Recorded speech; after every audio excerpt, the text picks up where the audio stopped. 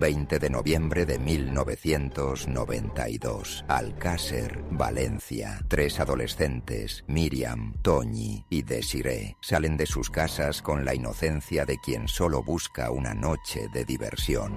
Caminan por las calles húmedas, bajo las luces anaranjadas de las farolas, con el corazón lleno de planes y sueños juveniles. Nadie podría imaginar que aquella sería la última vez que se las vería con vida. Esa noche no se perdió solo la vida de 3 jóvenes. Esa noche se abrió un portal hacia algo más oscuro.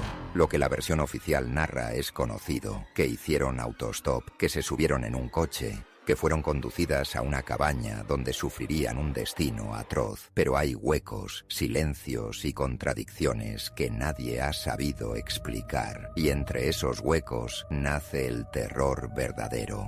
¿Fue un crimen atroz depravado por manos humanas? ¿O acaso formaron parte de un sacrificio mucho más antiguo, un ritual sellado con dolor y sangre? Se sabe que fueron conducidas a una casa apartada, pero lo que no se ha contado con suficiente fuerza es la descripción de ese lugar. Vecinos hablaron de símbolos extraños pintados en las paredes, de velas ennegrecidas, de cánticos apagados en noches anteriores. Un caserón abandonado convertido en altar de sombras. Allí, según algunos testimonios olvidados en el sumario, se escuchaban rezos en lenguas desconocidas, rezos que no pertenecían a ningún credo cristiano. Imagina la escena, la puerta cerrada, las niñas empujadas al interior, el olor a humedad mezclado con cera derretida y un hedor metálico de sangre vieja impregnando la madera. En una esquina, una mesa cubierta con mantas oscuras y símbolos dibujados con tizne. Algunos aseguran que aquella no era una simple guarida de criminales, era un templo.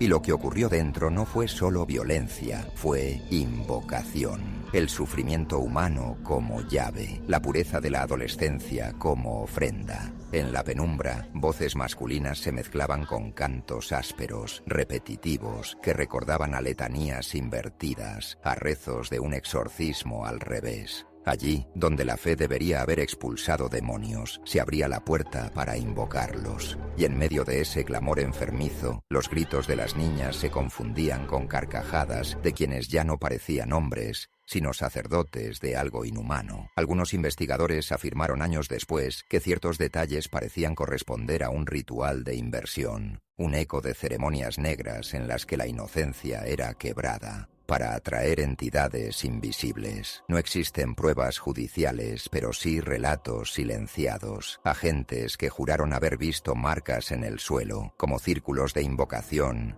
y cruces invertidas arañadas en la madera, detalles que nunca llegaron al. La tragedia alcanzó su clímax con la desaparición prolongada. Durante semanas nadie supo dónde estaban. Las familias vivieron un calvario insoportable, pero detrás de esa ausencia, algunos sugieren que las niñas no fueron asesinadas de inmediato, que permanecieron vivas, retenidas, como si alguien necesitara tiempo para completar un ritual, tiempo para debilitar la mente, para fracturar el alma. Lo que ocurrió durante esos días sigue siendo un misterio que hiela la sangre. Cuando por fin fueron hallados los cuerpos, 2 meses después, el horror se desbordó. Estaban enterrados en un paraje apartado, La Romana, bajo piedras y ramas, pero el hallazgo no trajo alivio, sino una ola de dudas y de espanto. Los restos mostraban señales de brutalidad, pero más allá del crimen atroz, se hablaba en susurros de huellas imposibles, cortes extraños, disposiciones que recordaban a sellos rituales, como si se hubiera querido marcar a las víctimas con símbolos que no podían comprenderse. Y aquí surge la teoría más aterradora de todas. ¿Y si las 3 jóvenes no fueron elegidas al azar?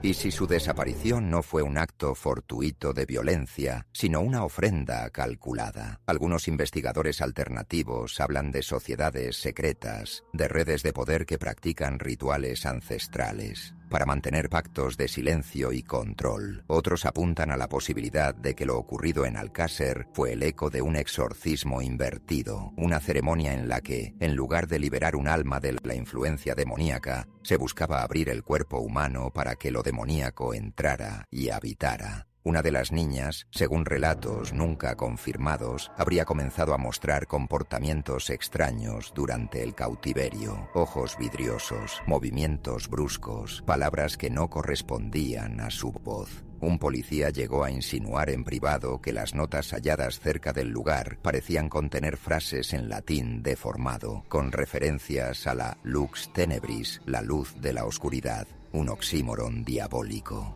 El bosque que rodeaba la Romana guarda aún hoy un silencio perturbador. Quien se adentra en sus senderos siente el peso invisible de una presencia. Testigos contemporáneos afirman haber escuchado susurros, risas infantiles que se apagan de golpe, sombras que parecen deslizarse entre los troncos. Se dice que los pájaros callan repentinamente, como si recordaran lo que allí ocurrió. El caso Alcácer se convirtió en un fenómeno mediático sin precedentes. Millones de personas siguieron el sufrimiento de las familias en televisión, pero la avalancha de información ocultó detalles. Informes desaparecieron, pruebas contradictorias fueron minimizadas y lo que quedó fue una versión oficial que no respondía a todas las preguntas. La sombra del ritual, del sacrificio, del pacto oscuro fue enterrada bajo toneladas de papel y silencio. Años después, algunos periodistas que intentaron destapar esas grietas relataron haber recibido llamadas anónimas, voces que advertían: no sigas con esto, no sabes lo que estás removiendo. Incluso un investigador privado llegó a confesar que se despertaba cada noche con la sensación de tener a alguien en su habitación, alguien respirándole cerca, como si hubiera traído del caso una presencia que lo perseguía. El horror de Alcácer no terminó con el hallazgo de los cuerpos. Continúa en la memoria de un país entero, en la sospecha de que no conocemos la verdad, y en la inquietante posibilidad de que lo que se invocó aquella noche, en aquella cabaña perdida, aún permanezca acechando. Quizá los crímenes fueron humanos, quizá fueron el acto atroz de monstruos de carne y hueso, pero existe otra posibilidad, más aterradora: que Alcácer no fuera solo un crimen, sino un ritual, un sacrificio de 3 almas jóvenes entregadas a las tinieblas, un pacto de sangre que abrió una puerta que nunca se cerró. Han pasado más de 30 años, pero en Alcácer, en la Romana, en las calles silenciosas que vieron marchar a Miriam, Toñi y Desiré aquella noche de noviembre, aún se siente algo. Una vibración oscura, un eco que no pertenece a este mundo. Hay quienes dicen que, si caminas allí de madrugada, puedes escuchar sus voces, no pidiendo ayuda, sino advirtiendo: no mires atrás, no vuelvas la vista, porque lo que se despertó aquí aún nos acompaña. Y así, el caso Alcácer se convierte en mucho más que un crimen sin respuesta. Es la cicatriz de un país, la grieta por donde se asoma lo inexplicable, un recordatorio de que, bajo la superficie de la realidad, hay fuerzas que acechan, esperando nuevas ofrendas. Y mientras el expediente oficial cierra sus páginas, la historia real permanece abierta, porque el mal, una vez invocado, nunca desaparece, solo cambia de rostro, solo espera.